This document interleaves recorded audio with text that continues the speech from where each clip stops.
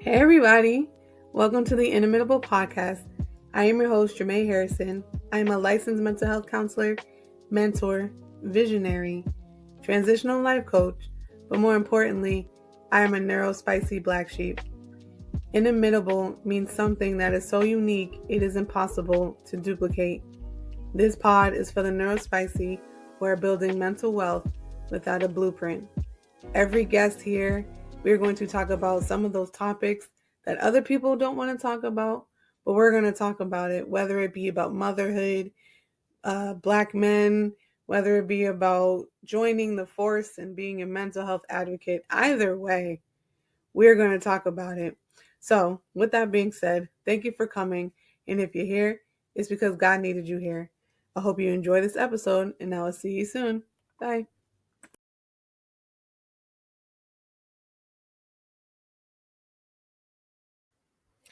Well, hello, everyone. Thank you guys for coming in. This is part one of something that I'm really excited to do.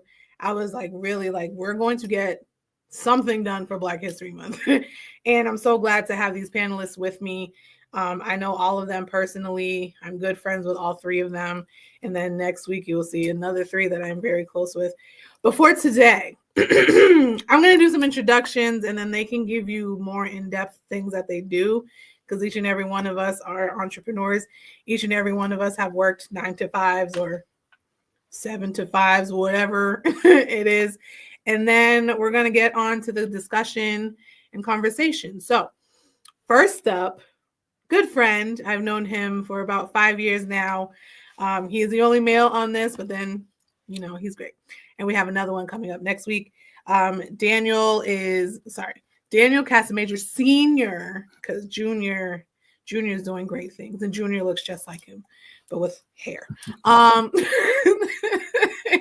Daniel is a realtor by day, and then by night he is a basketball coach, also a trainer for Champ Me Training.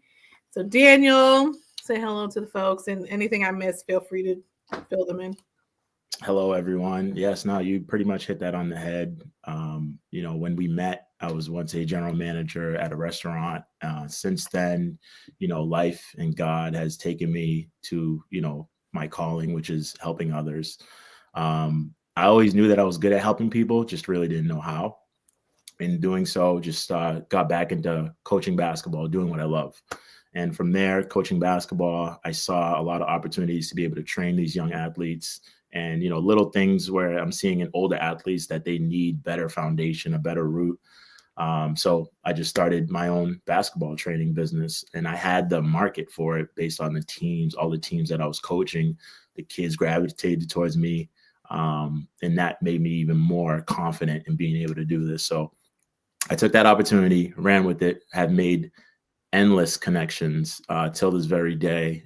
Super proud of, how far I've come, even as becoming a real estate agent as well. That was very challenging. Entrepreneurial overall is extremely challenging, but I'm here, I'm still breathing, right? And I you have to stay positive through it all. So that's really been the last couple of years for me, just trying to figure it out day by day. Mm-hmm. And we appreciate you for doing that, because like you said, we all can help in some form. I just think it literally takes God to show us what capacity that is in. Next up, she is near and dear to my heart so much. She has mentored me. She has prayed for me. She has guided me through this entrepreneurship process. I met Christina like eons ago, it feels like. And just watching her evolve to who she is, I'm just like, oh my God, that's so cool. I want to do that one day. She's a program manager. She is a visionary of Preach Girl, which you guys have seen me posting and sharing all the great things that she does. And she's an entrepreneur and a boss lady and amazing and a preaching machine, y'all. If y'all need to get a prayer through, y'all call her. Nonetheless, ladies and gentlemen, Christina Raye. Thank you so much, Jermaine. What can I say? What a buildup. I pray I can live up to it. But I just want to say, before I jump into the introduction, thank you. This is incredible, and I'm super proud. I've seen your growth. I've seen your passion. I've seen you overcome a lot of seemingly insurmountable challenges. And I've seen you stand in a place of uniqueness and identity that takes a lot of bravery and courage. And I just want to say thank you. And you're helping a lot of people, including me. So I love you and I appreciate you. I started my career in project management. I absolutely love it. I am now the senior vice president of a project management office for an investment firm based in Chicago. But I call myself a workpreneur. So I like to take, the 15, 20 years of corporate experience that I have, that God has blessed me with, and translate that into faith-based spaces. So I have, in the past, I've done some independent consulting with churches, organizations, helping them project manage their conferences, convocations, strategic planning, work with nonprofits. And God also gave me a vision to build communities. And so 7 years ago, we launched an organization called Preach Girl, which is now a national ministry. It's focused on women that are in business, women that are preachers, women that are not preachers, women that are entrepreneurs, really multi-hyphenate women that are centered around their faith in God and are looking for a sense of camaraderie and connection with like-minded women. And the latest venture is for Black women in executive leadership that we're actually launching next month for Women's History Month, is another community-based organization that is really designed to connect, cultivate, and celebrate Black women that are leaders in their respective spaces. Whether you're an aspiring leader or an emerging leader or an established leader, we want to celebrate you. So there's a kind of a common thread with me of translating vision to execution through community building. And I just feel incredibly blessed, similarly to what Daniel said about the doors that God has opened. And it's not easy, but we're still here to see another day. So thank you all. And I'm excited to be a part of tonight's conversation. Yeah. As you can see, we're only 2 in, and these lovely individuals do amazing things. And of course, we love Jesus over here, so we're going to talk about them. Have to talk about them because we can't do this without them. Finally, another one near and dear to my heart, Tanya, I had the pleasure of meeting last year. And when I say instant connection, I say instant connection. She has done a lot of things. She is a researcher. She has helped me just understand what to look for grants and all the things. She is the owner and founder, visionary of Creative Hues. She is a mental health advocate, IT specialist by day, community involving everything. I don't even know what the words to use, but when I say this girl's in the community, she's in the community. And she's running a group at one of my old jobs. So I'm excited for that teen parenting program. Nonetheless, ladies and gentlemen, meet Tanya. Hi, everybody. So my name is, as she so eloquently said, my name is Tanya Oliveira, and I am the founder of Creative Hues. And so my focus is to destigmatize mental health within our community through expressive outlets. So whether that's drawing, journaling, crafting, anything that you can think of that's a mindfulness activity, that's what I do within my workshops. And it's really to help individuals take their pain, turn it into power, and give it a new purpose. That's what I did with myself. I am not a survivor.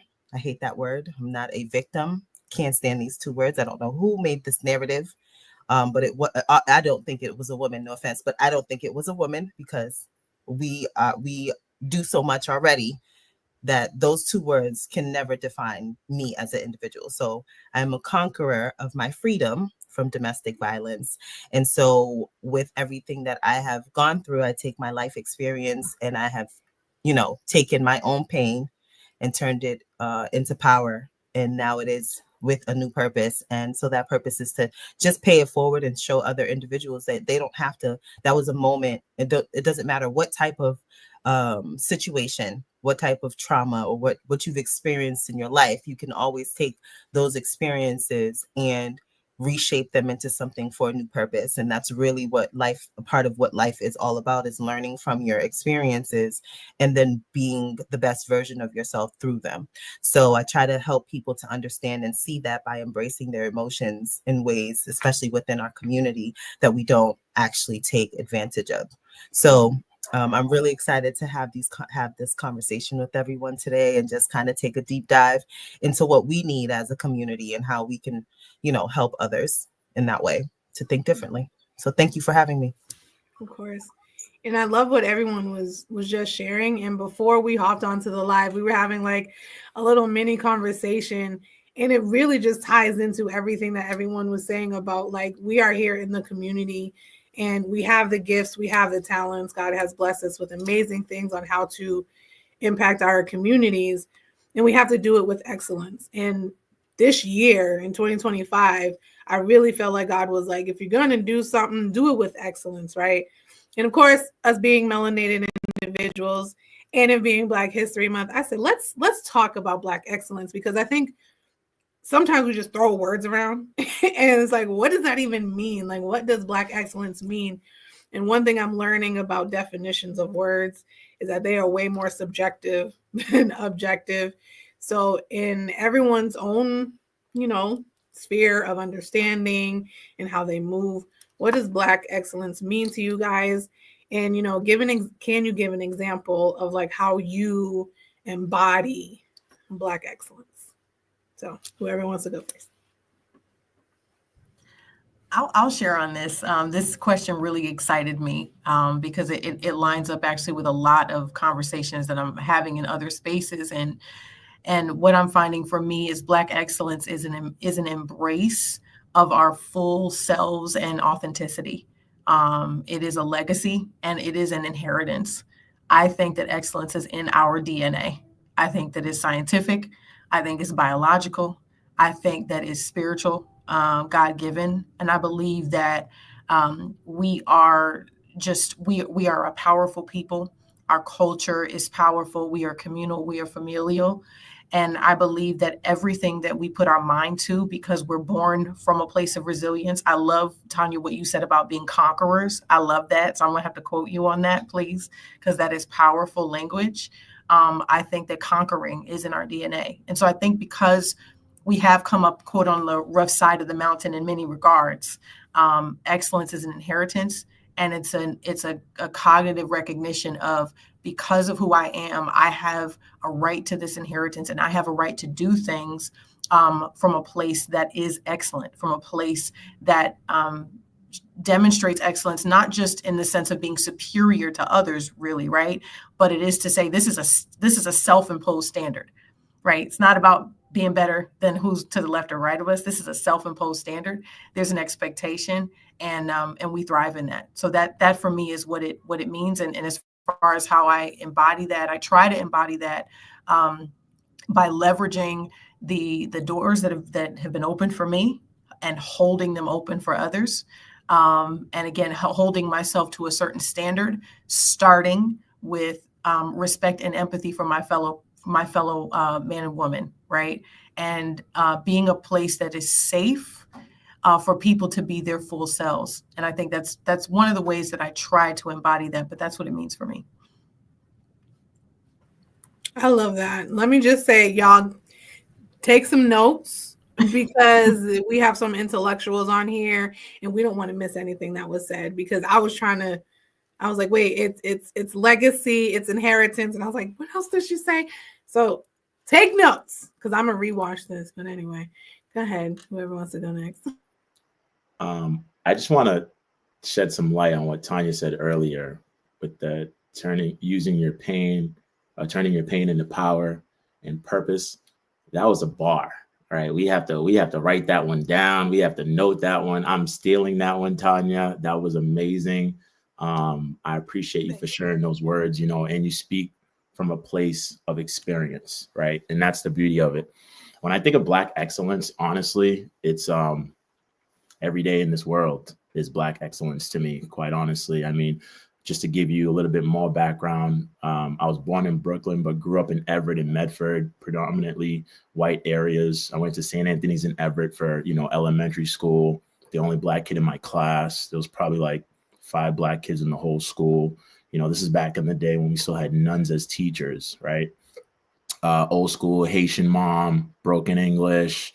It was difficult, right? But still overcoming that. Now, fast forward, here we go. I live in Brockton, but I work predominantly in white areas, right? So we're talking Hingham, Marshfield, Weymouth, right? All these towns where most of my clientele is from. But I still carry myself with a lot of confidence. You know, and I understand, you know, I could be the minority in a lot of situations. That's the story of my life, but I own that. And based off of who I am, I command a level of respect. And if I don't get that level of respect, then I just keep it moving. It doesn't need to be anything negative. It doesn't need to be, you know, the saying, real recognize real, right? So once you feel, right, once you feel that you're not getting that same energy from someone, black or white, whoever it is, you then remove yourself from that situation. And I feel like, especially being a black man in today's society, you know, depending on certain areas that you go in, you're already looked at a certain way, right? And as a father, a huge part of that is being able to teach my young ones to be aware of these things. Because, you know, fortunately for them right now, they're oblivious to all that, which is good in a sense. But at the same time, I want to make them aware because they will come across it at some point.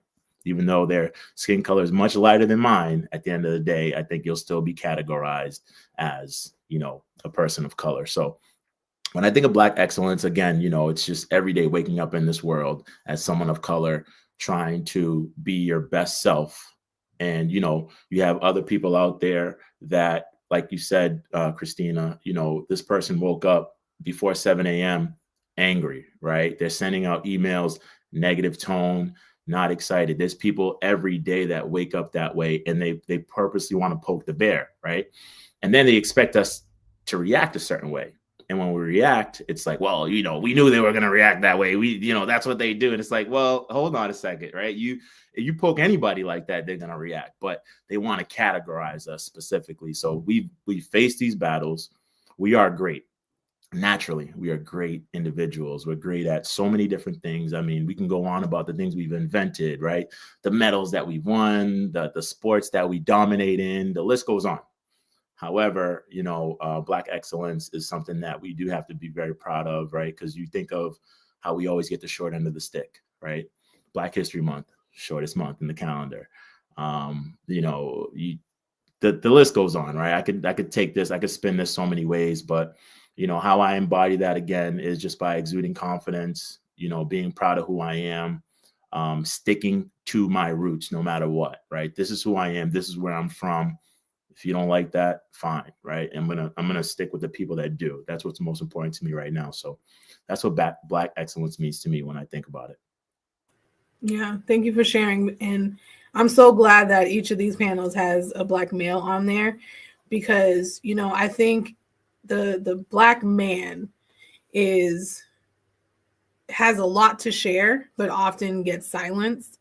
You know what I mean? I think between the Black man and the Black female, we are some of the most strongest individuals, but also we are attacked often and made unsafe often.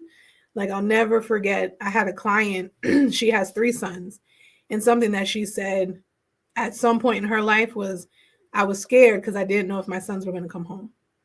And every day she had to be like, I don't know if they're going to come home. You know what I mean? So sometimes they think it's a benefit to be in like PWIs or predominantly white institutions or spaces.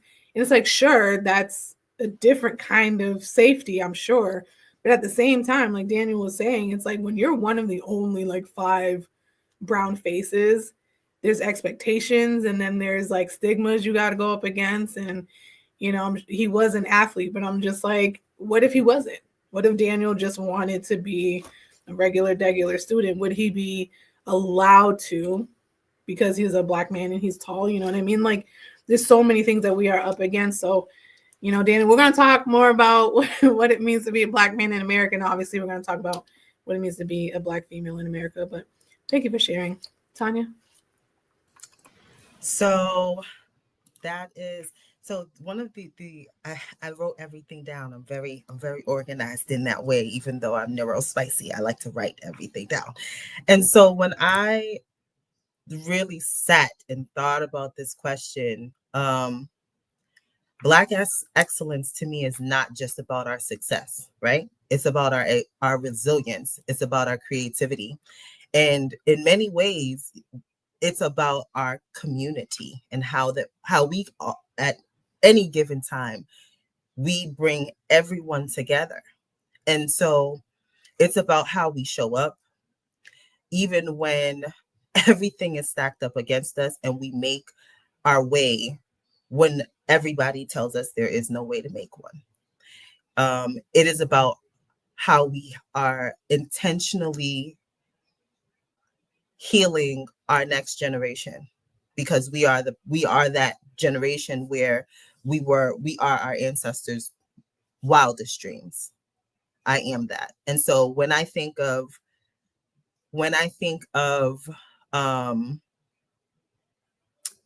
my ancestors, because like you, Daniel, I am of Haitian descent. I think about how hard my ancestors had to fight to just be. That you're not going to take from me, I'm going to take what's mine. And so that's engraved in each one of us, even if we're from different parts of the continent, different parts, even if we all landed in different parts, we all have that same underlying drive that's within our DNA. It's unmovable, it's unshakable. It can be wounded, but the light that's in us never dims out. It never dims out unless you let it. And so how I walk in that is by making sure that I'm breaking those. It's not just about breaking generational curses. It's about breaking every last curse that's there, every cycle, every single cycle that's there that is of dysfunction, to break all of them, to identify it, to see that it's there, and then say, no, I'm not going to do that. It's not just as simple as the little things that we think about, the bigger things, I should say. It's the littlest things that we don't really put into consideration. And so because I am in a predominantly white neighborhood, I let my daughters know now, my fifth grader, I let her know now, they don't care about how, like, anything. They see you, and then all they're seeing is another statistic of what you should be. And so you're going to show them exactly who you are.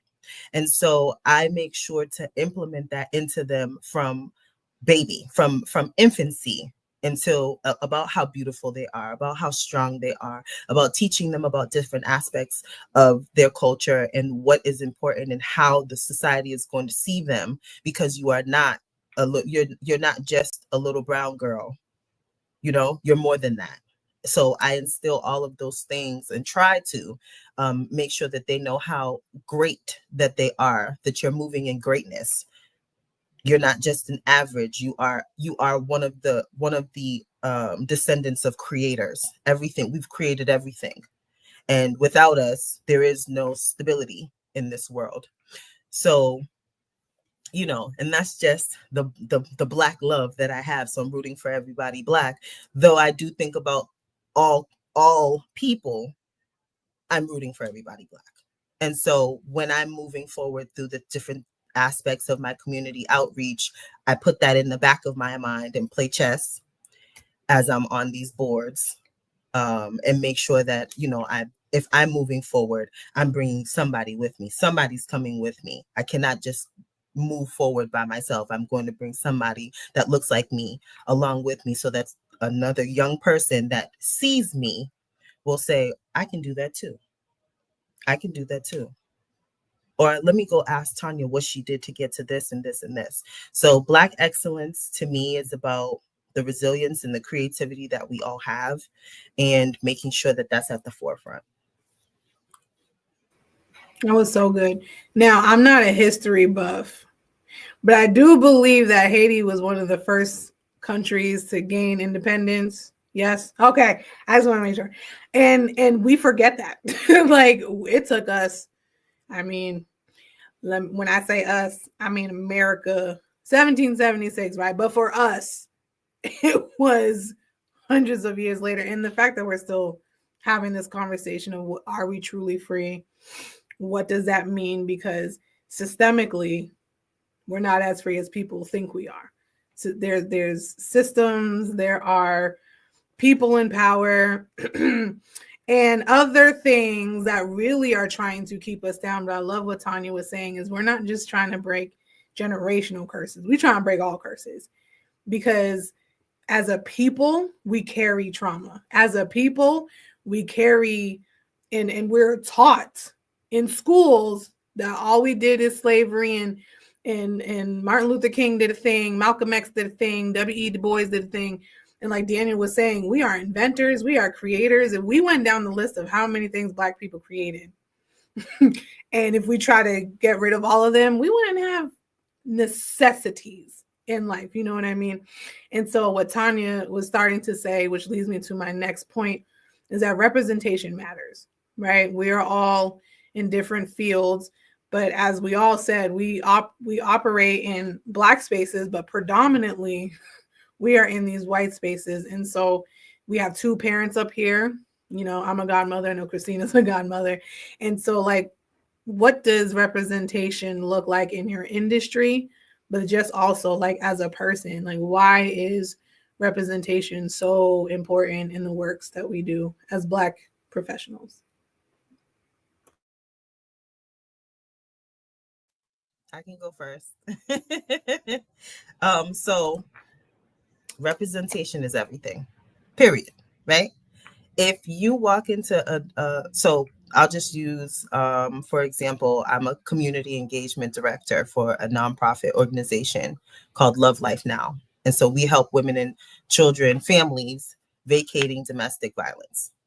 If you walked into a location and you're talking to someone, I'm talking to someone when I'm tabling and I look like them, they're going to approach me. But if you see a group of people that's standing on the other side that don't look like you, how do you even resonate with anything that I'm going to tell you? And so that's on that side. But then on the other side, when I'm thinking about how I'm on two different boards within within the city that I live in, and it being predominantly white, and I'm probably the one of one on each board, that matters. It matters for someone who doesn't think that they can be a volunteer for the city. Like, oh, I can go into City Hall and I can be on a board for something that's going to be integrated and be a voice for the city, and my voice is actually heard. Oh, so this individual hears me. That is so important because it gives them the visibility. It gives us visibility that we need. It makes us feel seen and heard. And so if I'm standing there and you are, you're a migrant, Haitian migrant, and you're like, oh, or Hispanic or Asian or, Middle Eastern or anything that has color in you or that's of minority, period. You see somebody that looks like you, that you can actually identify with, that means everything, because then you feel safe. And it's all about making sure that you feel safe. And, being a Black woman, being a conqueror of my freedom, being a mental health coach, being an entrepreneur, they see the proof that they can do those things too. It creates space for them by making sure that their voices, their healing, and their stories are on the front line. And so I use my platform to uplift others, to collaborate with organizations that serve our community and advocate for mental health wellness in spaces that they're often overlooked.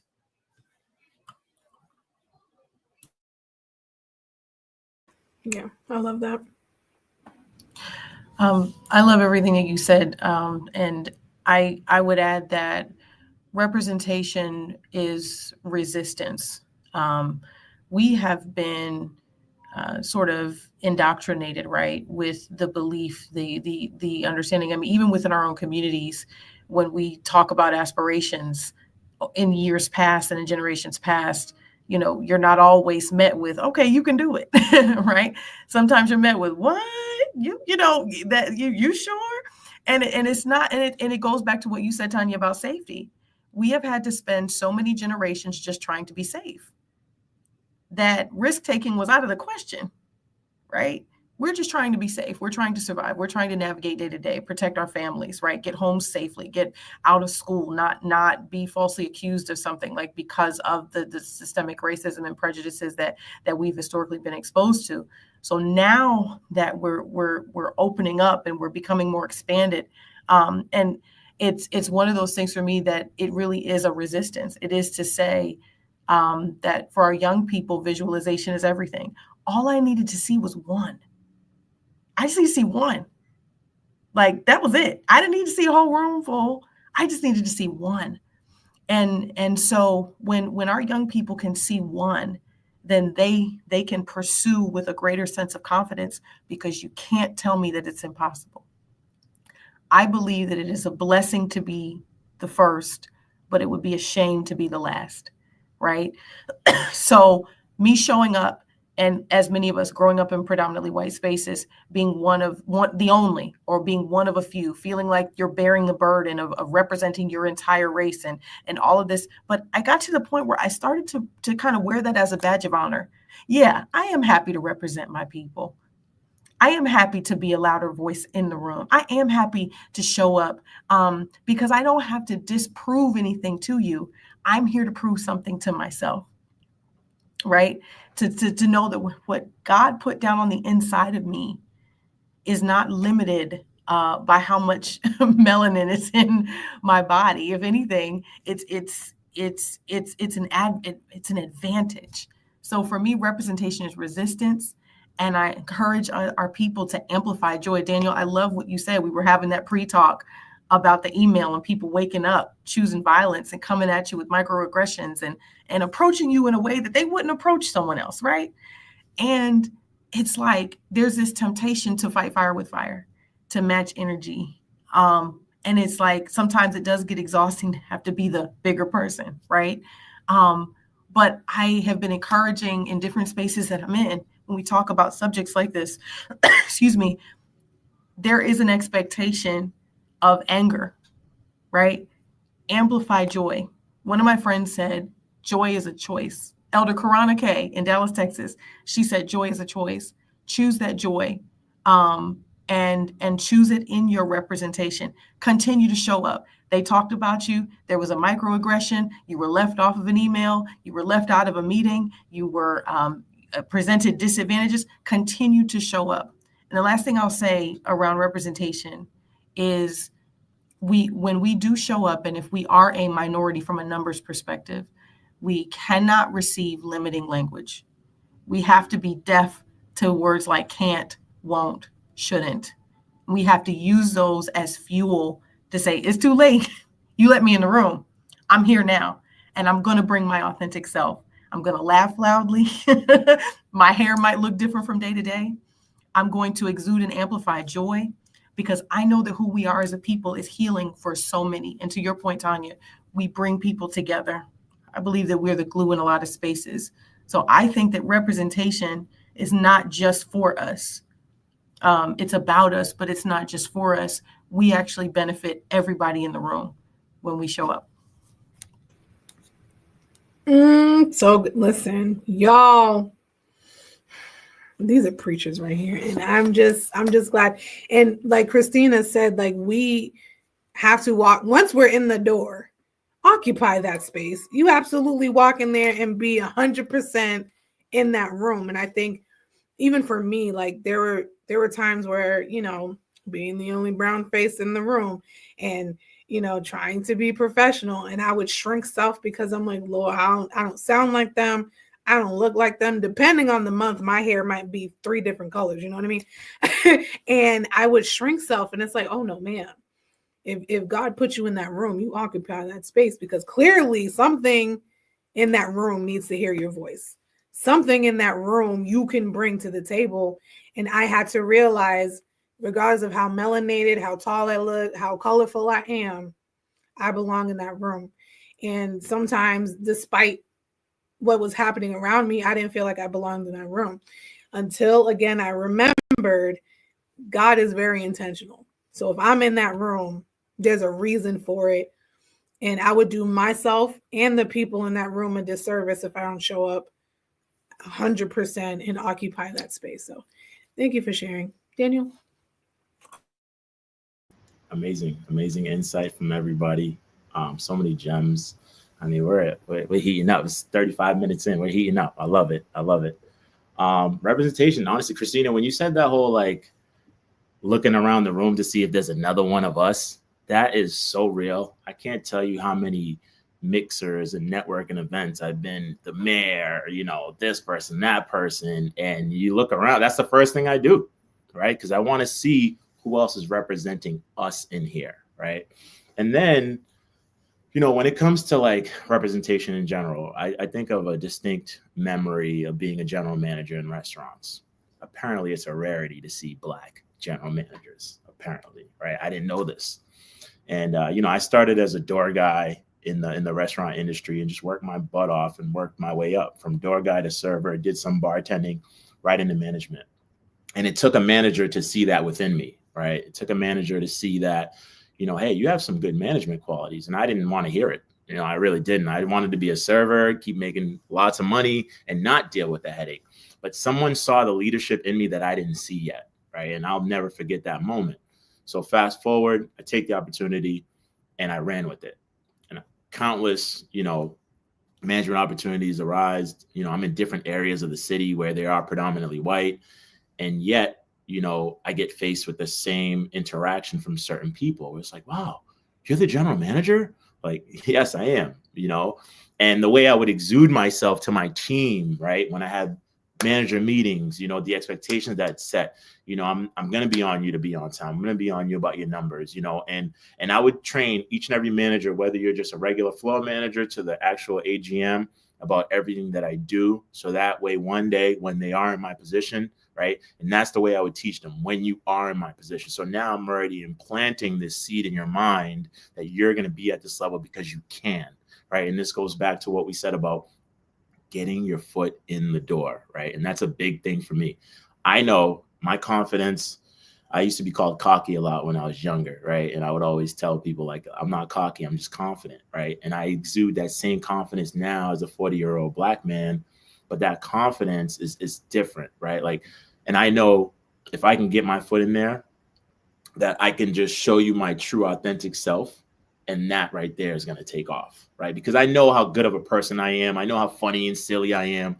I know how much people like to be around me, for the most part. So with that being said, right, and I know my work ethic. My work ethic is unmatched, right? And I challenge you to try to work as hard as me so that way I could work even harder, right? And now it becomes a competition thing. Little do you know, we're both going to be working really hard and we both win at the same time, right? So, representation is huge. But there are these little nuances that, like has been mentioned, that are going to try to take you off your game if you stay confident within that and just do what you do really well, right? And this is what I tell my players all the time, right? If you know you're not a three-point shooter, don't go out there shooting threes. You're not Steph Curry, right? If you're a really good defender, a really good passer, even if you're a really good cheerleader, be that, right? Because that's what we need in this moment to get us through this game and hopefully get a W, right? So those little and the same thing can translate to life, right? It's like, what do I do really well, right? Again, I know I have a sense of humor. I know I have hustle. I have a passion for basketball. I have a great IQ for basketball. All right, how about I get back into coaching, and then you take that and you just run with it, and again, it's funny because when I get around certain other coaches and I look at their style and I still feel the same way, like whether they're a better coach than I am or not as good as I am, doesn't really matter. I just know that they're not me. And that's really what keeps me going, honestly, and just keeps me driven because I tell myself, I manifest a lot, right? And I use a lot of affirmations. I look dead in the mirror and I tell myself, you're great. You're destined for greatness, and you have to continue to feed yourself these words. I tell my children that, because these are things I didn't necessarily hear from my parents growing up all the time. And, Lord knows where I would have been had I heard those things. But however, look where I am, right? So I'm super proud of that. I'm blessed to be where I am. And then now it's like, being 40 years old, even though I'm not that old, I'm much older than a lot of the kids that I work with. So I just try to implement, and just kind of instill these little gems in their minds. So hopefully one day they could remember me and take these lessons. I love that. I love that because, you know, being an athlete, we all try to be the best, right? And I had a lot of coaches that's like, we can't be everywhere on the floor, whether that was basketball or volleyball. It's like, you play your position well and let the other people do their thing, which is going to lead me to this next conversation. I know it's very controversial, but you know what? If we're talking about Black excellence, we got to talk about the things that come up against Black excellence in our own community, right? Because unfortunately, there are still people who operate by that crabs at the bottom of the barrel.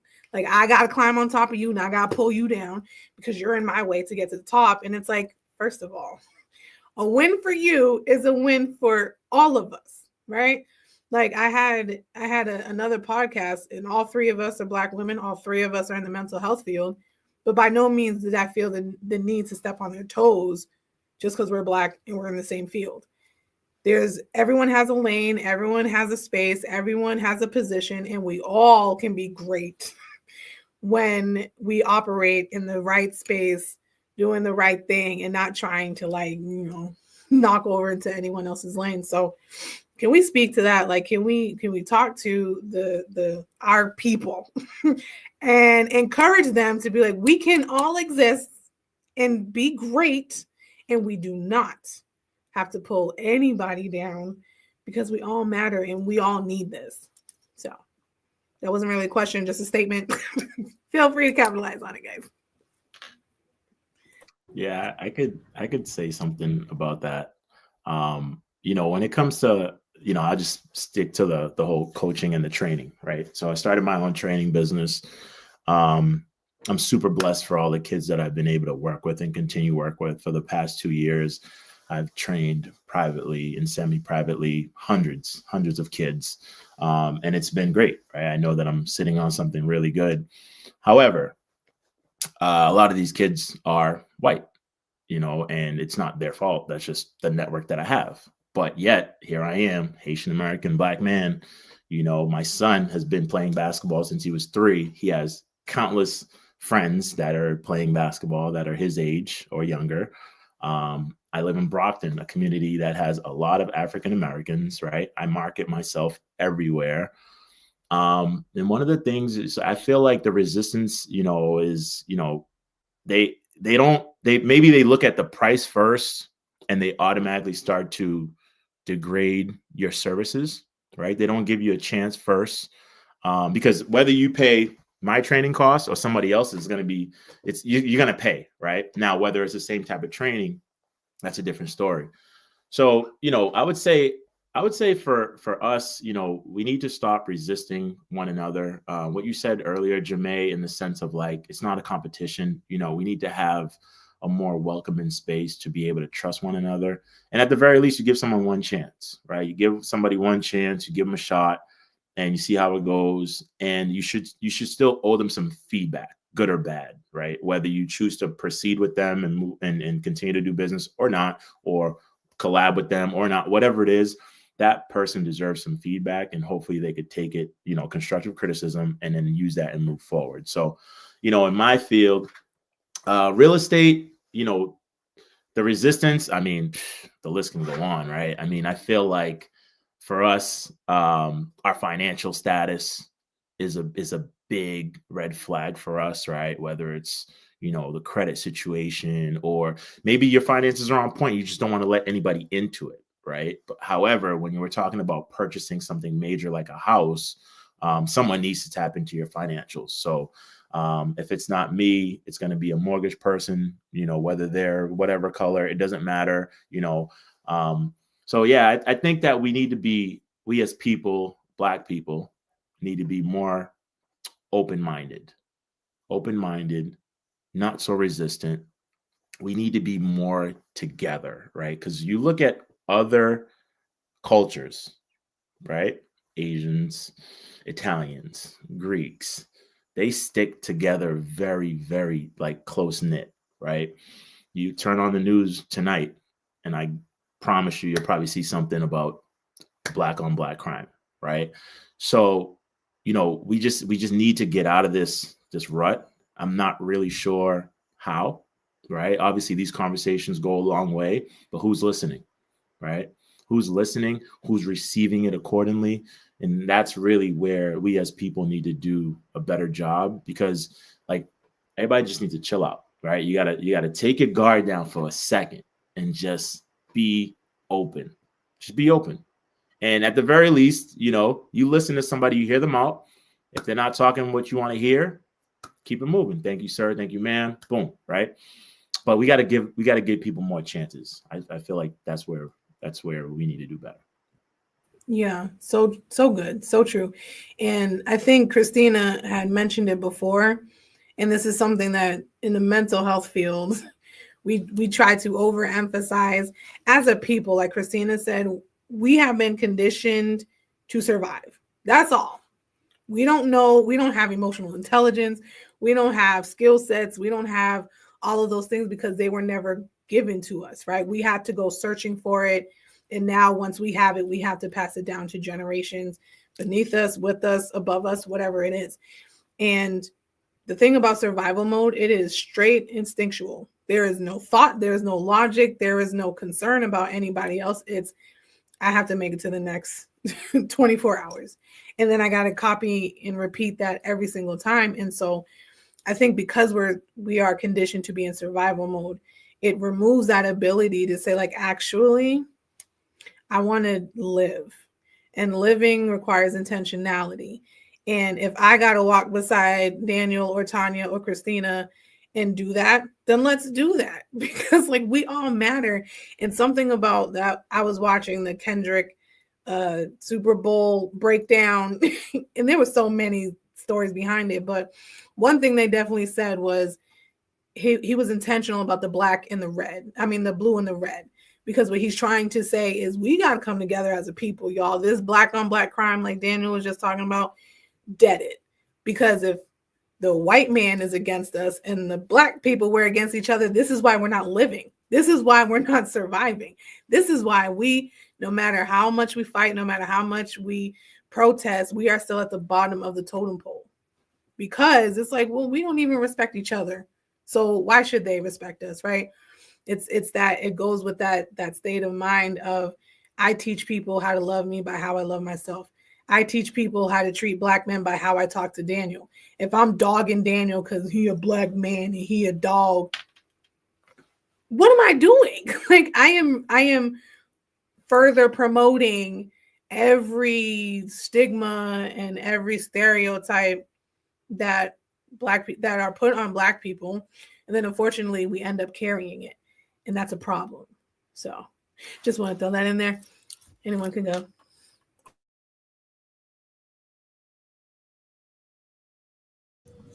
I think if I could tie sort of the last question and this one together, going back to the thought around representation, I want to add that from my perspective, going into spaces is more about access than it is approval.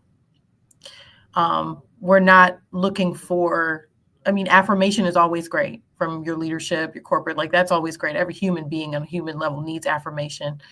But this idea that I need to be approved by someone that's different from me in order for me to be valid, we have to kind of free ourselves of that and know that we're valid when we walk in the door. For me, I've learned that it's more about access and adapting to different environments. Again, not necessarily for approval, but for access so that I can bring back, there's a common thread for everybody on the screen right now, is that we have business experience, whether it's, corporate management, whatever it is, that we have then taken and translated back to our community, right? To our people. That's what representation does, right? And so I think that the more we do that, the more that we go in, access, learn, understand, be excellent, be great, hone our skills, more of us can do what we're doing, which is translating those into spaces that build up our community. If we continue to do that, I think we chip away at essentially what we're talking about is this scarcity mindset, right? That there's only a little bit on the table. And if I give you some, then what's going to be left for me and mine, right? But the more we go out and we access different spaces and we learn and we glean and we find our allies in those other spaces, right? There may not be a lot of them, but you know, we can take that information, hone our skills, bring it back to our communities, right? And oftentimes we find how excellent we really are when we go into these different spaces. So I think the more that we open doors, the more that we bring back, the more that we show up and be excellent, we can grab sort of these younger generations that are coming up and teach them a different mindset. Unfortunately, there may be groups of people that, excuse me, y'all, have an allergenic cough. So, but there may be some that their mind may never change. Their mind may never open, right, to Black entrepreneurship and not trusting one another and, oh, the price is too much. And to your point, Daniel, I love what you said. Once you run into that wall, it's not my job to convince you, right? It's my job to cultivate a seed, hopefully, that's already inside of you that has a curiosity and a bravery. And all you need is the exposure, right? All you need is the exposure to someone who thinks differently, and you're ready to go. So I think that if we continue to model that, we can chip away at that scarcity mindset that says there is so much out there. And then the last thing I'll say is, you know, as believers, we very much believe in sowing and reaping.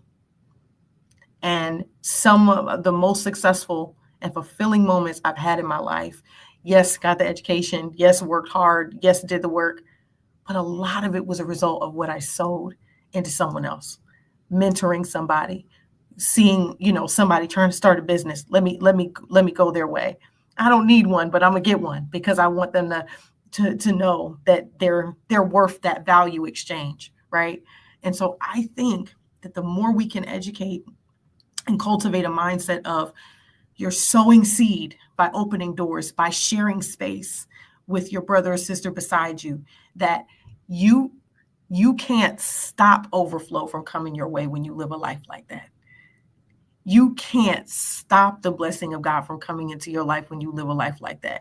Well, why did you? And they did this. And how come? And you better, yes, steward yourself well, steward your money well, steward your time. You can't save everybody. But the people that you feel called to, the communities that you feel called to, that are burdened in your soul, you know, when you pray, when you're doing every day, what you do this for, the more you sow into them and open up doors of opportunity, that overflow, it's just a principle of the kingdom, right? You can't stop it. So if we think that way, that the more I give, the more I position myself to receive, it becomes a way of life. Yeah, I love that because we are sowing seeds, you know what I mean? And our communities, that's good soil. It's necessary soil. Now, again, I have no green thumb, but one thing I do know about sowing is that you got to get the soil ready first, right? I think so much we try to pour into our communities, but like Daniel and Christina were saying, we're not always open to receiving the help, right? And so sometimes we bring our resources elsewhere, but it's not because we don't love our community, and it's not because we don't see the need. It's just, if you're going to keep rejecting it, there's only so many times I can keep trying to push seed into a soil that's like, I don't care what you're doing, I'm not going to receive it. So I think if you didn't get anything out of what Christina and Daniel, and I'm sure Tanya is about to say, is be receptive to receiving help, because we can't do this by ourselves. We all need a tribe. We all need community. And yes, we all need Jesus. So don't forget him and bring him into the fold. You know what I mean? Because as Christina was saying about starting a business, and I'll ask this question later, but it's like when you're starting a business, you can't do that by yourself.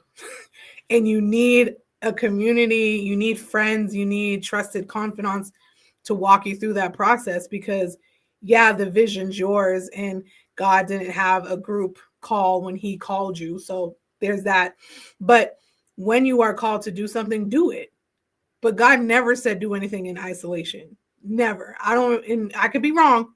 I'm not saying I'm the best Bible scholar, but very rarely is God calling you to one thing and to one person for a long time. You know what I mean? So it's like, understand community is necessary and be open to receiving the help. And I'm going to be quiet so Tanya can go. Well, you're saying just as your information or what you're saying is just as important and just as deep as the rest of us on this panel. So every word that you speak, we're all soaking it into our own soil, and it will grow its own flowers and plants or whatever kind of thing you want to grow out of it. What I will say for our community, because it's about unity, right? Community is about unity. And without the unity, it's never going to happen. So that's one. But the biggest thing I feel, and this is something that I believe, is that not everybody's meant to be a business owner. Not everybody's meant to be a leader. Not everybody's meant to steward. There's some that are the sheep, and there are some that are the steward. And that's okay. There's a shepherd. That's okay. There's nothing wrong with that. But you do have to be able to know, and even in the fact of with you being a leader, you are then sometimes the one that needs to be led. You have to be able to be okay with that too. And I agree with the access. It is about access. It's 100% about the access. And not everybody's going to be able to have that access for several different reasons. But one of those main reasons is that they don't know how to. It's not code switching, because I don't code switch in any room I walk into. I don't care if you are the mayor, which literally I said this to her. You're the mayor. I love you down, girl. But I'm not changing. So if you see me today talking to you, if I talk to the congressman, I'm going to talk to him the same exact way. They're getting the same Tanya, because I refuse to be anything but myself. And so if you don't love me, I know you like me. You're just in denial. And since it's a river, go ahead and roll down it, because I know that you enjoy Tanya. So, it's important to say, forget like what kind of table. I don't even want a table. I don't even want to sit at your table. I brought the wood. I'm carving it. After I've carved it, I brought the table in. And guess what? I made some chairs. I made a couple plates. And there's some spoons and some forks. Do you want a knife? Because we can cut some things up. That's what I want to bring in. That's the mind frame that I feel like is missing when we're talking about our community. Know your lane. If you're a fork, be a fork.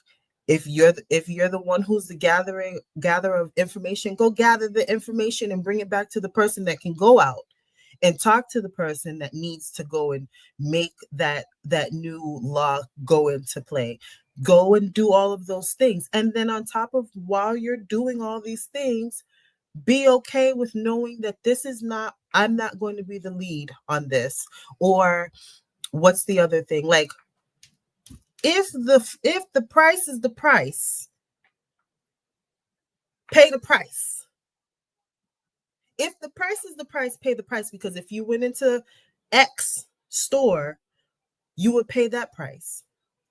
And because because just like anything else in life, like in our DNA, right? We talk about the DNA. It's engraved in us from generations, 5, 6, 7 generations deep, about how we need to be and who we need to be and how you need to function and how you're going to move in order to not be killed, because that's engraved. That trauma, that never-ending trauma, that's what needs to be broken. And that's the cycle. Forget the curse. It's the cycle. So once you break the cycle, you figure out what it is. It could be the smallest thing. I don't have the same level of food, or it's those sneakers. He got the newest pair of Jordans. Jordan done recycled the same pair of Jordans for 30 years, and you still buying the shoes, and you still killing each other over the shoe that you got to be kidding me. I know you're lying to me right now. So it's like breaking the cycle of keeping each other in a place and in a space that you don't even need to be in anymore. Like, we don't need to think in the ways in which, and it's nothing against the older generations, because they were in that trauma. They didn't know any better, basically. But there's way too much information in this world that we have at the tips of our fingers, that we have on Chat GPT, that we can literally say, hey, what do you do for, and it will spit out the information for you. So if you don't want the information, you're not going to get the information. And so you're going to keep yourself where you're at. And why are you trying to keep everybody else there with you? So it's really about letting it go, like Daniel said. It's about the access, like Christina said. And it's about learning how to get the wood, build your own table. Why do you need to sit at their table? Do we actually need to? We built the table. We built the dang table. Do we really need to sit at their table anymore when we built the table in the first place? No. Let's go ahead and get some wood. Build the table. I love that. And, you know, to kind of piggyback on what you were saying, and also Daniel mentioned, I don't know what it is about Black folk and thinking they need to get a discount because we Black too. I'm gonna need y'all to get rid of that whole mindset, because do you go into like a Mercedes place and be like, okay, so I know you Black, so like I just need you to hand me a little discount when I go get this Mercedes? They're gonna look at you and be like, I don't care what color you are. The only color I care about is that green that you about to pay for this service. And I think I had to learn how to stop like expecting less. And I was undervaluing myself a whole lot. I had a SCORE mentor, which is an entrepreneurship mentor. And he was like, I'm sorry, how much are you charging your services for? I was like, oh, you know, like $60. But that's because like I'm going into, you know, populations that may not have enough money. And he was like, you mean the same population, like Tanya was saying, that's spending $250 on a pair of shoes? That same population that from head to toe, their outfit is like $1,000. You think they don't have money to invest in themselves? And I said, you know what, sir? You got that. I'm gonna give you that because it's true. What will you invest in? What are you going to choose to put your money towards? Like Tanya said, some J's that have been recycled for 30 years that get stepped on, and then you want to fight because someone stepped on your J's?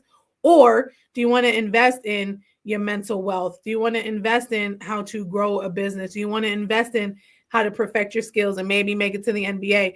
And when you make it to the NBA, shout out Daniel and give him 10%. Just kidding. Maybe not. But anyway, like there's things that you can invest in, and it's not always materialistic, because materialistic things, like my pastor would say, when you die, there is no U-Haul going up to heaven with you. Everything you work hard for, everything you bust your tail for, it stays here, and someone else picks it up, and someone else is going to enjoy all the things that you done tired yourself out for. When instead we can work on, I don't remember who said, I think it was Christina, take the skills, bring it back to your community, teach the younger generation or our generation what to do with it. And then that's how we create generational wealth, which again brings me to my next conversation about how, as business leaders and entrepreneurs, how did we get here? Because I tell y'all, it took Jermaine some time. It took some convincing. It took 17 mentors, 37 prayers, and $15,000 to get where I'm at right now. And it is not easy. So how do we empower maybe people who are thinking about it and for whatever reason have stopped themselves, or younger generations that are like, I feel like I can, I feel like I'm called, but I don't know where to begin. So how do we uplift our future entrepreneurs and leaders?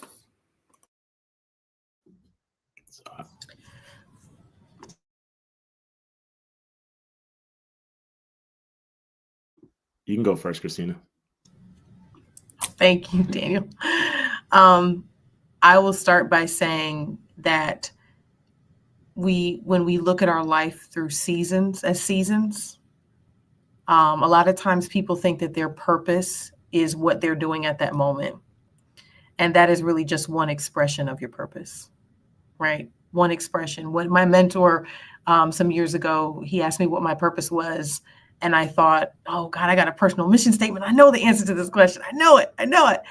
And I went on, and he's like, you don't know your purpose. And I was like, oh. So he's like, what's the one common thread? What shows up when you walk in the room? whether you're at work, whether you're in your spiritual space, ministry space, hanging out with your friends, what shows up when you walk in the room? And he set me on a challenge. And I found out that whether it was the type of sermon I preached, whether it was the projects I executed at work, whether it was the baby shower I helped my friend coordinate for my friends, like it was, I help people translate vision to execution. So I would say the first thing that we have to encourage people to do is be able to see yourself living out your purpose in a different way. It doesn't have to be the same way, the same thing. I love what Tanya said.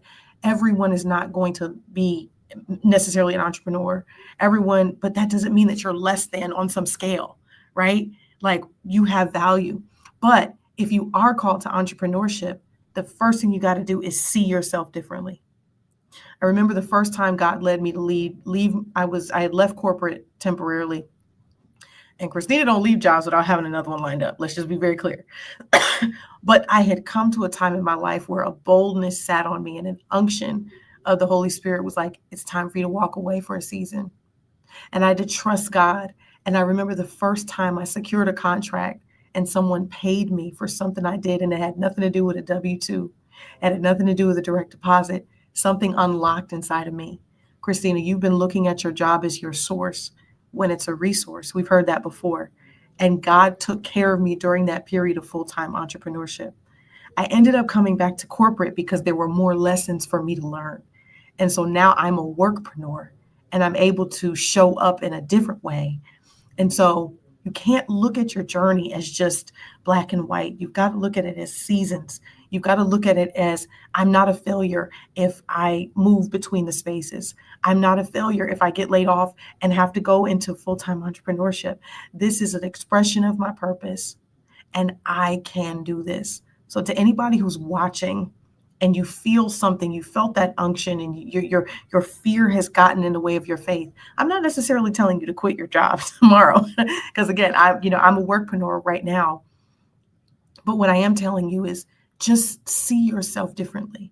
Try to package your value and your purpose in a way that you can add value to the people, to the clients that you are called to serve, and just give it a try. And I promise you that as you pursue that path, the circumstances, difficult as they may be, they will continue to prove to you who you are. And so that's what I would say to encourage is see yourself differently. Don't tie yourself to any one way to express your purpose. And just give it a try. And I promise you, the first time that you get a yes, the first contract you sign, the first client, the first flyer you put out, it ain't going to be cute. I look back at stuff I did 10 years ago. I'm like, oh, delete. Ugh, what was I doing? I was trying. I was living. I was being bold, right? And so we encourage you to do the same thing. That's what I would say. I love that. And I took a mentorship course with Christina. And when she said expression of purpose, I said, now, what you mean, Chris? I said, I don't know. I said, helping people. And you do that through counseling. And she said, sure, but there's more. And I said, to this day, I'm like, I know therapy in Jesus, anything other than that, I don't know. And so, like, needless to say, by the end of her course that I took, I said, okay, mentorship, counseling, consulting, showing up and just letting people experience whatever presence I bring into the room. I said, well, all right, Christina, I guess, because she had us write it down and then she had us go back. And I said, look at that. I had more in there than I thought I did. So yes, expression of purpose and trust it. And if I could, I just want to add this, Jermaine, you just triggered a thought. I remember when I went back to corporate and God started breathing on my career. And I was like, well, Lord, I'm kind of confused. And he just spoke to me and he said, embrace all of who you are. Embrace all of who you are. For some, that is full-time entrepreneurship. For some, that is living in both worlds. So embrace all of who you are. Take the limits off. No disrespect to anyone's 9 to 5. You are more than your 9 to 5. You are more than the every Friday paycheck or every other Friday paycheck. Step outside of yourself and know that while we value our careers and we enjoy our careers and we're fulfilled in them, like embrace all of who you are. And I think that ties even back to the conversation around Black excellence. So. Yeah. So good. Daniel. Yes, that was awesome. That was awesome. And when you said the thing about the flyer, that hit because I remember when I made my first flyer, I actually just looked at it the other day, and I'm like, wow, right? And now, my lady and I, we're partners in this whole thing, and when I make a flyer on Canva, I get so hyped, right? And I'm like OCD. I'm like, listen, we got to zoom in, we got to make sure the font's on point, everything got to be lined up. I drive her crazy. But guess where I learned that? I learned that in my 9-to-5 when I used to be a restaurant manager, right? Having to print out other people's menus, right? And then, making sure that everything is on point, pricing, font, alignment, etc., because we're sending it out to a printing company and it costs money. So if we mess up this menu, which we're going to get reprinted in a few days anyway, because the beer is always changing, right? So like fast forward, a lot of the things that I've learned as the man and the boss that I am today, I learned from having a 9-to-5. However, being in that position, I did know that I was better than where I was, right? I was working 12, 13, 14 plus hour days in a physical building, excuse me, for someone else in someone else's business. They're at home. I had some bosses that were at home watching the cameras on their big screen, calling in the restaurant, questioning certain things. Couldn't stand that. And then it was just, you got some bosses that empower you, that want to see you grow. But all in all, every day that I'm doing this, I realize I'm better than this. I'm telling you, I'm driving home, whether it's a 15-minute drive, 45-minute drive, I'm still not happy with where I'm at. And that paycheck, yes, it was nice, but it wasn't nice enough when after working a 14-hour day, I'm still getting phone calls at home while I'm sitting with my family. Still my brain is operating for someone else's brain that we hired to do said job, right? Fast forward, what really made me kind of just say, it's time, I got forced, right? God has his way of making us learn and understand things and pushing us in directions that we may not be ready to go at that time. Like, you asked for this, but you may not have been ready. God said, well, it's time, right? And that's what happened. It was a Friday. I dropped off both of my girls, one at daycare, one at school, driving to work. my last job 2 years ago, my director of operations, who, by the way, lived in Atlanta, but would pop in here and there. So she's not usually in town. So she calls me just to let me know that just to check in if I'm on my way. I always show up when I'm supposed to. I'm always on time. So I'm like, it was weird to get that call. Meet me in the office when you get there, blah, blah, blah, get there. And it's her and the director of human resources. So I already knew what time it was, because being the GM, I've been a part of these terminations. So it was depressing. It was hard. It was very, very difficult. I remember, riding back home in my car, no music, just numb to everything. And it took me about, I don't know, if you know where Seaport is, from Seaport to the gas tank on 93, and I live in Brockton. So from Seaport to the gas tank, absolute silence. Never called my lady, never texted her to even let her know what happened, because I was just trying to process, like, what's next? What just happened? And then we had a conversation. So from the gas tank all the way to home, she was my ear, she was my shoulder. But then it was go time, right? Like, what's next? What's next? And at that point, I was halfway through my real estate studies. So I took that on. That was a challenge, right? Being the fact that I haven't studied in so long. I've been out of college for quite a while. So now I have to reprogram my mind to this student mode. Took me a few tries to pass my real estate exam, 4 to be exact. But there were very, very tough moments, right?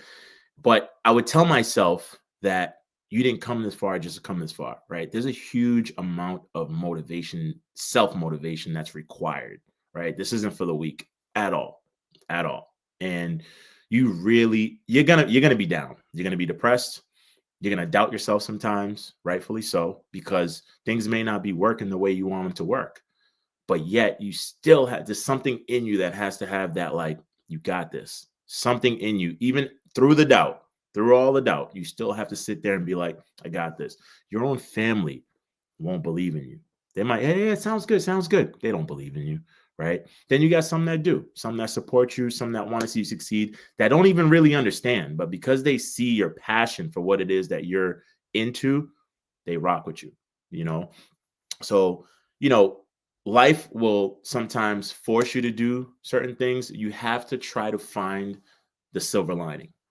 And the silver lining was, I was legitimately talking about finding a new job in the beginning of that year, right? The beginning of the next year. This happened in November of 2023. So I was already talking about January 2024 being somewhere else.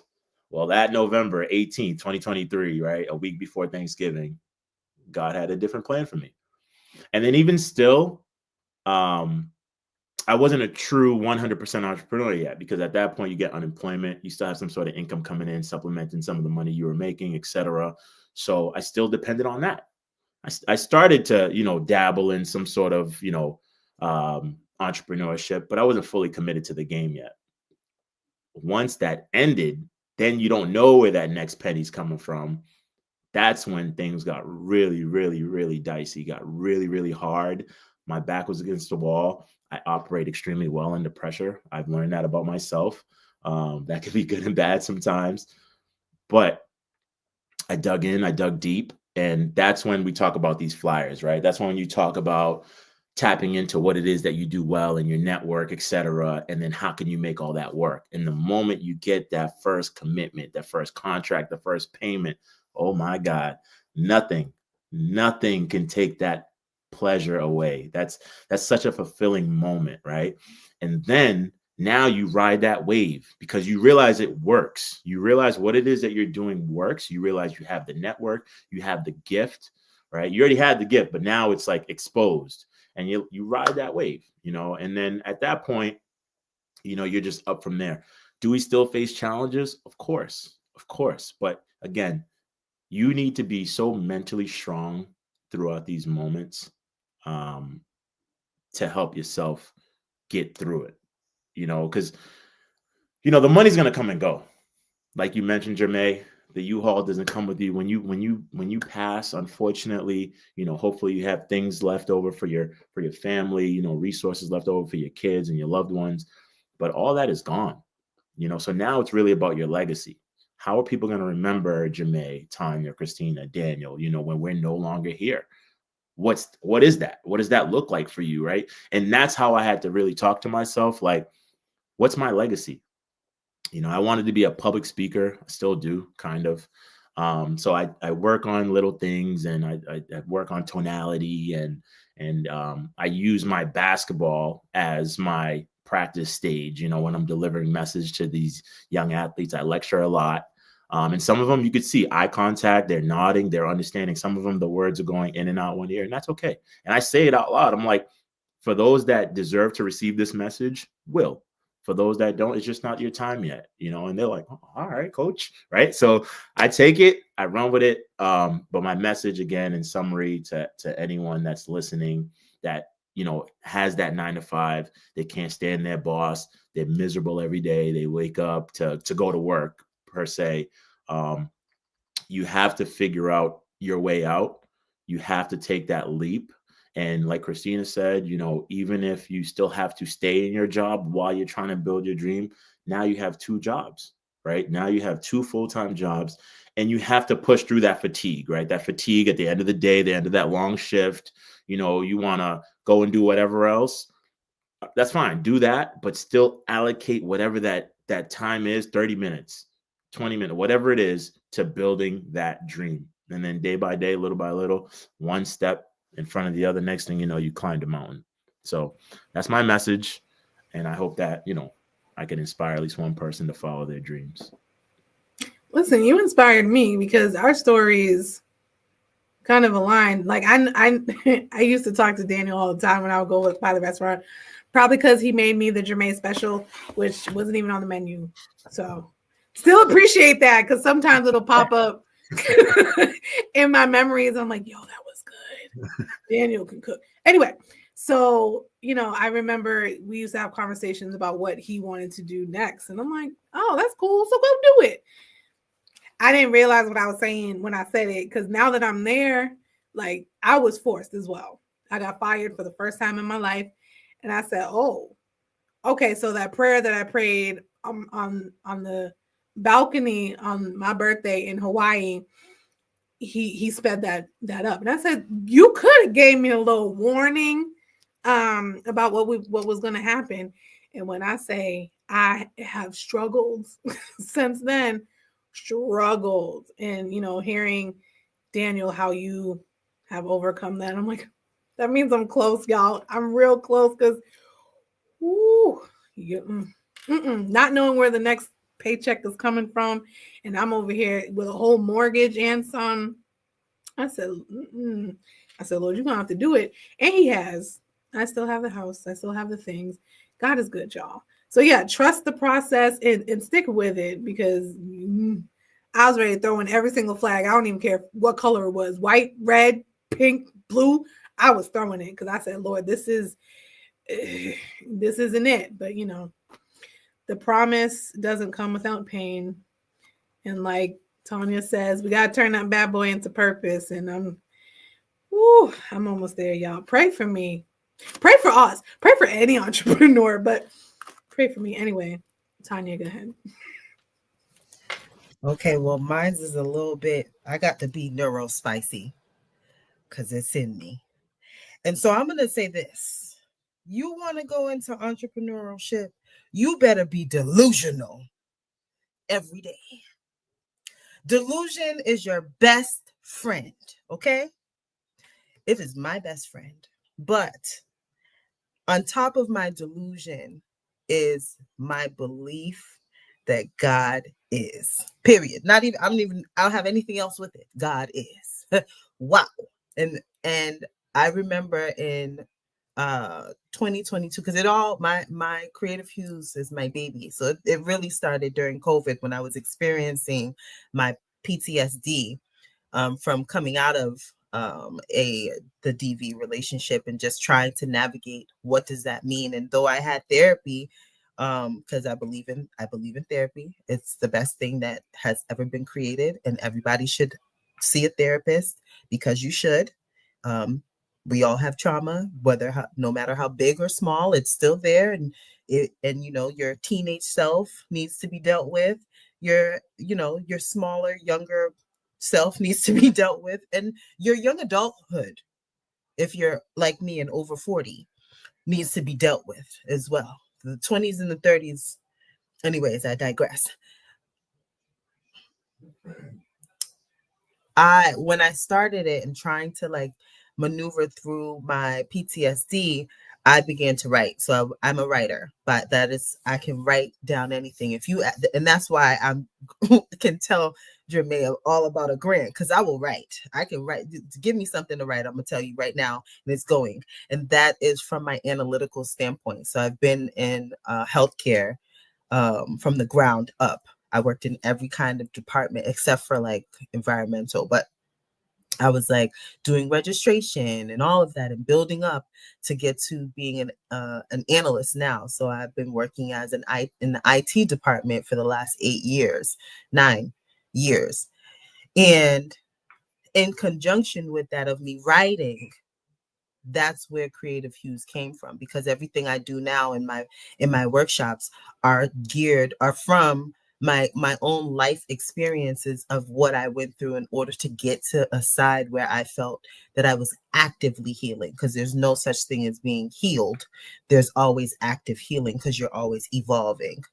And so in 2022, my mom had been diagnosed with cancer.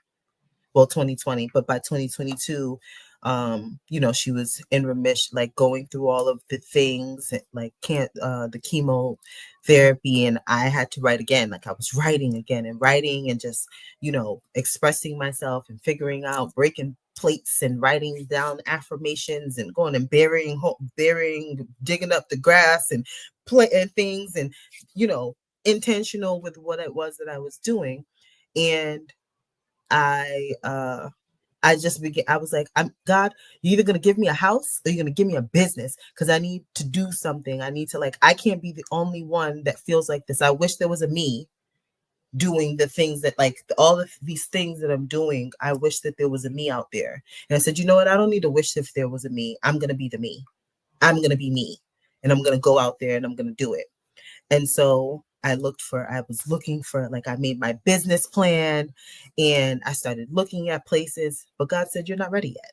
I'm going to give you a house, because you go ahead and get this house, and that's what you're ready for. And that's what you're going to do. And so November, just like Daniel, November of 27th of 2023, I was talking to one of my mentors, and she was like, oh, I was telling her, like, I want to do something, but I don't know what I want to do. Like, I forgot I wrote this business plan and everything. And I was like, I want to do something. I don't know what the do is, but I just want to do. She was like, oh, why don't you try to see if you can be a volunteer within your city hall? And I was like, oh, I never thought about that before. She's like, yeah, the doors will open for you.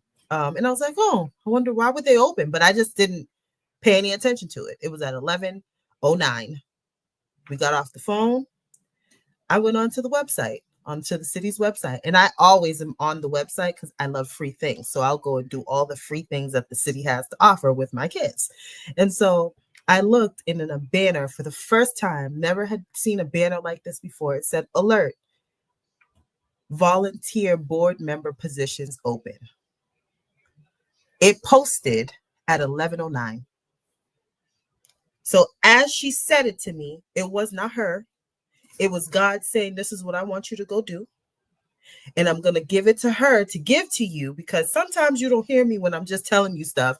When I just drop it on you, you don't hear me. So let me drop it on somebody else that I know that I know has me in them. And I'm going to go ahead and give you this message.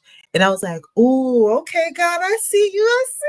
I see you. And I applied. So I wrote it all up.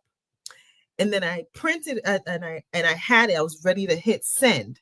And I was like, maybe I should just go walk it in to the mayor's office. Like, walk it in. I didn't know it was the mayor's office I was going to go drop it off at. It's like, I'll just go walk it in.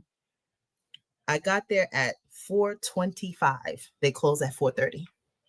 And I have a stack. I have my resume, the application, and everything. And I'm like, hi. She's like, hello. I'm like, I'm just going to drop this off with you. And she's like, what is it? I was like, oh, you guys posted some for, appointments. And she's like, appointments? I'm like, to be on the boards. And she's like, oh. I'm like, you guys posted it this morning at 11:09. And she's like, it's 4:25. I was like, I know. I don't know. I'm a little overzealous. She got my package. She was like, oh, because I put a cover letter and everything. I gave it to her. I left, called my mom and my sisters and everything. They're like, you're so impulsive. I'm like, I'm not impulsive. I just did whatever God told me to do for the first, like, I've been doing what God's telling me to do. And I just did.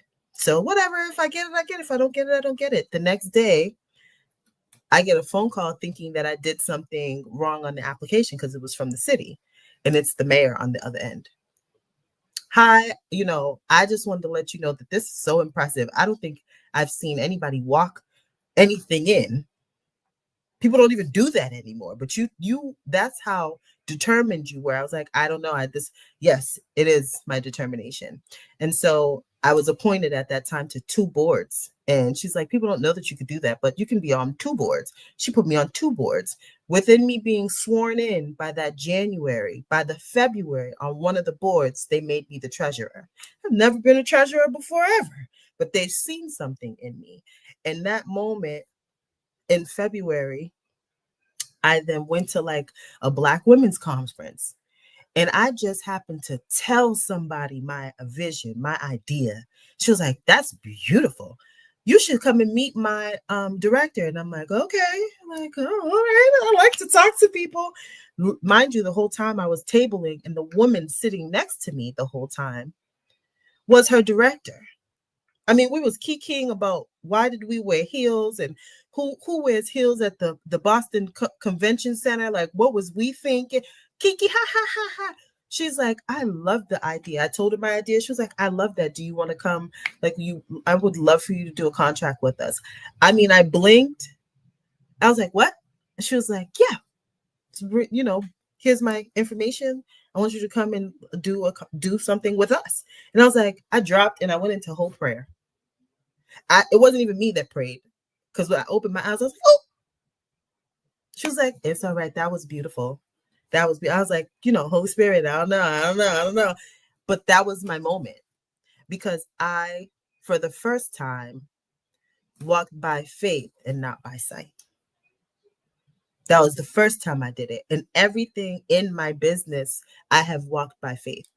I don't know. I didn't know what I was doing. I never wrote a contract before. I never did a grant before. I never put anything together. You want me to make do a flyer? I mean, I know I like stuff. So I work in IT. So I'm just pull all my IT knowledge forward and just do that. And I did all of that. And it's like you said, when you got that first contract, when I got the first contract and they signed it, it was a year later, but I was like, oh my God. And then right after, I got my own location, and I didn't ask for the location. God gave me the location. And so it's like, what I will say to whoever the person is to hear it: 1, walk by faith and not by sight. 2, be hell of delusional. You just be delusional and believe that you are already whatever kind of boss that you was trying to be. If it's the boss of your own company, whether it's the boss of, whatever kind of boss you wanted to be, whatever type of leader you're trying to be, whatever kind of owner you're trying to be, or visionary, founder, whatever it is. Like somebody in the thing was saying, how do you start an LLC or nonprofit? Just type it in. All types of information will come up, and believe in your purpose. Like, believe in what it is that God has for you. And I loved that, Christina, of embrace all that you are. Thank you for saying that, because I have been struggling with, I work in both of the worlds, right? I have my day job, and I'm like, I'm ready to just leap. I'm ready to leap. But I'm great at what I do, and I actually love my job. There's nothing wrong with it. But I love being able to help people. I love being able to see their face and know that what I've said, or just later, it's gonna tingle later. Like, ooh, okay, I hear you. But believe in what it is that you want to do, and be delusional. Be delusional. Be delusional and trust Jesus, because sometimes those can go hand in hand. Anyway, to respect everyone's time, first of all, you guys have been absolutely amazing. I am so grateful for this conversation. When I say I'm going back to rewatch this so I can take some more notes, I am going to do just that, because the gems that were given today, even if you're not an entrepreneur, even if you're just a Black person in America trying to make it, you learn something today. And so, I just want to ask one final question, and it's not really a question. I think it's just more about encouraging, our people, brown and Black folks, on how we can just continue on in this life, given the governmental culture that we are in, and how all over the place it can be. But like we said, we trust Jesus. And so no matter who's in the office, no matter who's sitting in the White House isn't the ultimate throne. There's one up there, and we're going to trust him with it. And what he says goes. So find whatever solace and peace you need with that. But final words of encouragement for anyone watching. Again, it doesn't have to be entrepreneurs. It can just be any brown face that's out there. Final words of encouragement. Mine is short and sweet. So I will say this to whoever is listening. It's something that I say every single time, no matter who it is that I'm talking to. But I want you to know, from me to you, you are enough. Even in the moments where you don't feel like you're enough, you have always been enough. So don't let anybody, no matter where they are, who they are, what positions they hold, or who they think that you should be, remember that you are always enough for you.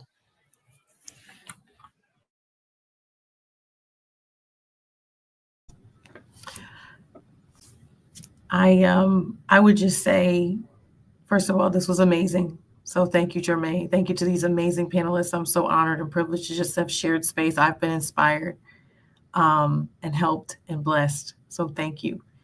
I want to speak to the person that is in the middle of something that they feel like is going to overcome them.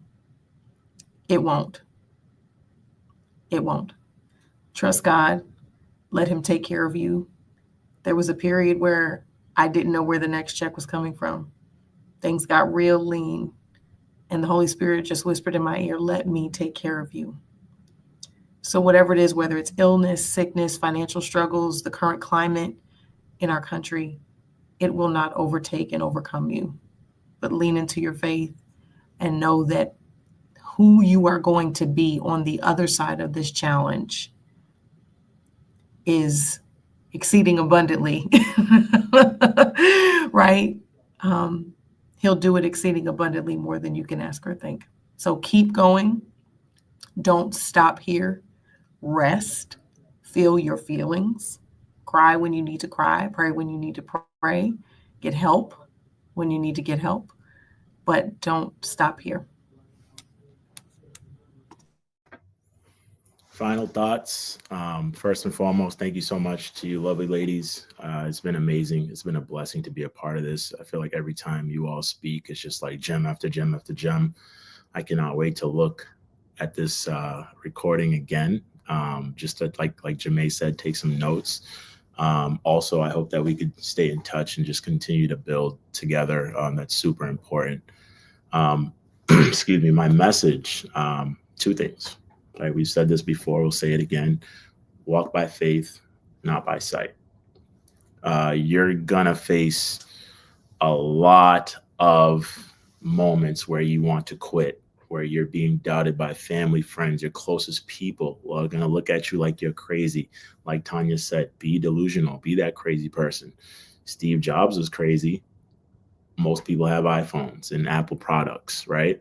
The list goes on, right? There's all these major people, right? If age is stopping you from starting, okay, don't let that be a factor. Colonel Sanders started KFC when he was like 60 something, right?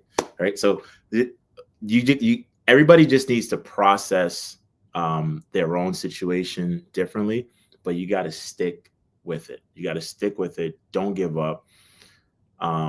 There's going to be turbulence. There's going to be ebbs and flows. My advice to you is surround yourself with the people that are where you want to be, but also surround yourself with the people that are going to support you, right? Because there's already going to be doubts circling in your own mind.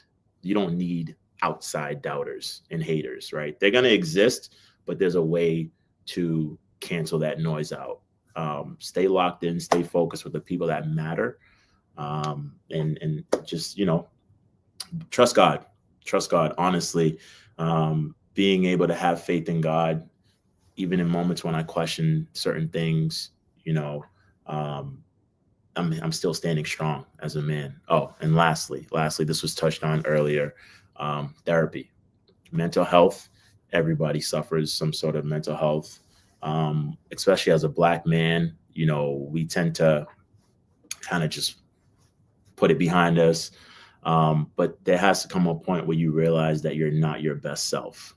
And at that point, you have to seek guidance from whoever you feel most comfortable seeking that guidance, but professional help. It helped me honestly be able to express my feelings more as a man. I remember the first time I went to therapy, the first session was just, the eval. The second session, which is the first true session, is when you have to do the majority of the talking. I'll never forget. I wasn't ready. And it was supposed to be a 45-minute session. I think 10 minutes in, I was like, how long does this go for? She's like, well, it's 45 minutes, da-da-da. And I was like, all right, well, I'm out. I just got up and left, right? Because I wasn't ready. I was not ready. And then I was listening to a podcast, and this is it. This is it for me. The truth in healing is transparency. So that hit deep. I was driving, I heard it, and I was like, how do you expect to heal if you're not being transparent about what you're dealing with? That next session, I couldn't stop talking, right? 45 minutes flew like this. I was ready for the next one. And then that also just helped me become a better man overall, whether it's at work, in my relationship, as a father, overall, right? Just making sure I could express my emotions and feelings in a better way instead of suppressing them. And then that led to a bunch of nonsense that I shouldn't have been doing or saying, right? So take care of your mental health, walk by faith, not by sight, surround yourself with the right people that are going to support you. Mm-hmm. Well said, everyone. And I think to kind of encapsulate all that was said, what you think is a barrier and what you think you cannot overcome, you can, right? Some things we cannot do within our own strength. Again, that's why community matters, therapy matters. I'm not just saying that because I'm a therapist. They have said it. So, yeah. And because like Daniel said, age, finances, upbringings, family, support, all those things are true. Absolutely. We're not saying negate those things, but we are saying don't let that be where you stop, right? Just because it's a speed bump, you can get over it. If it's a hurdle, get your track shoes on and hop over it. If it's a mountain, strap on them boots and get to climbing, okay? Because I think everyone has said from experience, it's not like everything was pitch perfect and clear and amazing and without bumps and potholes, and everything comes with a cost, right? But when you realize that you are investing in yourself, it's worth the cost. So take that investment. Again, thank you guys for coming. And if you have any questions for the panelists, feel free to hit me up and I will filter to them.